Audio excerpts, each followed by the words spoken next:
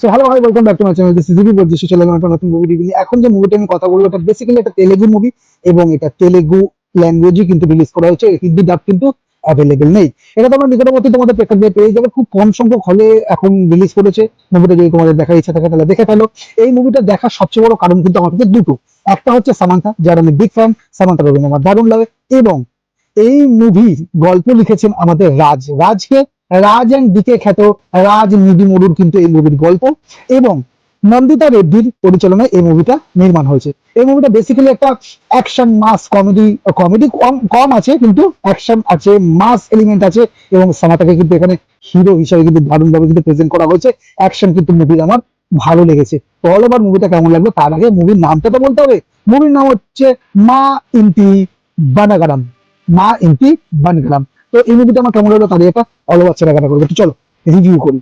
দেখো, এই মুভিটার গল্প যদি ছোট করে আমরা স্পয়লার কিভাবে বলার চেষ্টা করি, তাহলে গল্পের ব্যাকগ্রাউন্ড 1980-র দশকে। ছবির মূল চরিত্র স্বর্ণা, যেটা সামান্থা প্লে করছে, সে একটা ভীষণ ঐতিহ্যবাহী বড় যৌথ পরিবারের বউ হয়ে আসে। এই পরিবারের মেয়েদের নিয়ে একটা চেনা সামাজিক ধারণা আছে যে তারা ভালো রান্না করবে, পুজো আচ্ছা সামলাবে, কিন্তু স্বর্ণা এই চেনা চকে একদম ফিট হয় না। সে না পারে ভালো রান্না করতে, না বোঝে এইসব নিয়ম কানুন। আসল টুইস্ট হলো স্বর্ণার একটা ভয়ঙ্কর অতীত আছে, যা সেই পরিবারের কাছে লুকিয়ে রেখেছে। সে শুধু একটা সাধারণ ঘরোয়া জীবন চেয়েছিল, কিন্তু অতীত তো সহজে পিছু ছাড়ে না। যখন সন্ন্যাসী অতীত এবং কিছু অপরাধী চক্র তার এই নতুন পরিবারকে বিপদে ফেলে, তখন পরিবারকে বাঁচাতে সে অস্ত্র তুলে নিতে বাধ্য হয়। যে পরিবার তাকে প্রতিনিয়ত সন্দেহ করছিল, তাদের আড়ালে রেখে সে কিভাবে সবাইকে রক্ষা করে, সেটাই কিন্তু এই মুভির মূল প্লট। জানতে হলে দেখতে হবে এই মুভিটা, যে মুভিটার নাম মা ইন্টি বানগারাম, যেটা তেলেগু ভাষায় অ্যাভেলেবেল আছে, তোমরা হিন্দি ডাবতে পারছো না। এবার সরাসরি চলে আসে এই মুভির পজিটিভ দিকে। দেখো, এই মুভির প্রথম যেটা পজিটিভ দিক হচ্ছে, এই মুভিতে সামান্থার স্ক্রিন প্রেজেন্স। সে একজন বিশাল ভালো মতো একটা অ্যাক্ট্রেস, যেটা বলা বাহুল্য। দেখো, এখানে একদম সাধারণ শাড়ি পরা গৃহবধূ যখন গুন্ডাদের হাড়গোড় ভেঙে দিচ্ছে, সেই দৃশ্যগুলো কিন্তু থিয়েটারে দেখার মতো ছিল। আমি এই জায়গাগুলো বেশ এনজয় করেছি। আর সামান্থা অ্যাকশন সিকোয়েন্স গুলো কিন্তু অত্যন্ত বিশ্বাসযোগ্যভাবে ফুটিয়ে তুলেছে। এমন না যে একটা অ্যাক্ট্রেসকে দিয়ে, মানে একটা মেয়েকে দিয়ে একটা অ্যাকশন করাচ্ছে বলে একটা কোনো রকম ভাবে অ্যাকশন করে দেবেন না। খুব বিশ্বাসযোগ্যভাবে কিন্তু সেই অ্যাকশন গুলো ফুটিয়ে তুলেছে। আমরা ফ্যামিলি ম্যানেও সামান্থার অ্যাকশন দেখেছি, এবং আরো দুই একটা বইতে, এখন আমার নাম মনে পড়ছে না, কিন্তু সেখানে সামান্থার অ্যাকশন কিন্তু প্রশংসাযোগ্য ছিল। আর এখানেও খুব সুন্দরভাবে কিন্তু সেই অ্যাকশন গুলোকে সে পুল আপ করেছে। আর সিনেমার প্রথম অর্ধ, মানে ফার্স্ট হাফ কিন্তু বেশ জমজমাট। যৌথ পরিবারের ভেতরের রাজনীতি, হাস্যরস এবং কিছু টুকটাক ড্রামা বেশ কিন্তু এন্টারটেনিং লেগেছে। শ্রীমুখী এবং মঞ্জুষার মতো পার্শ্ব চরিত্রগুলো চমৎকার কমেডি টাইমিং দিয়ে কিন্তু উপহার দিয়েছেন আমাদের। আর সিনেমার ফার্স্ট হাফের শেষ দিকে যখন সামান্থার আসল রূপের হালকা ঝলক পাওয়া যায় না, সেই ইন্টারভেল ব্লকটা কিন্তু দারুণ। একটা প্রথমেই বলে দিই, আমি কিন্তু কোনো রকম স্পয়লার দিচ্ছি না, এই জিনিসগুলো কিন্তু তোমরা মোটামুটি ট্রেলারে দেখতে পেয়ে যাবে। ওকে, যাই হোক, আর ক্লাইম্যাক্সের ভেন্ডেলা কিশোরের ক্যামিওটা যেন ভারী একটা খাবারের মতো, মিষ্টি ডেজার্টের মতো কাজ করেছে। 1980 নস্টালজিয়া কিন্তু এখানে ভরপুর ভাবে সুন্দরভাবে দেখানো হচ্ছে। তার সিনেমাটোগ্রাফির কাজ কিন্তু দারুণ হচ্ছে। ছবির আর্ট ডিরেকশন এবং সিনেমাটোগ্রাফি দারুণ ভাবে 80 দশকের পর্দায় ফুটিয়ে তুলেছে। পুরোনো দিনের ক্লাসিক গান বা কবিতা রেফারেন্স গুলো কিন্তু বেশ নস্টালজিক, মানে কি বলবো, নস্টালজিক আমেজ কিন্তু তৈরি করছিল। চলে আসবো এবার সরাসরি নেগেটিভ দিকে। পজিটিভ দিক যা আমার মোটামুটি কভার করা হয়ে গেছে।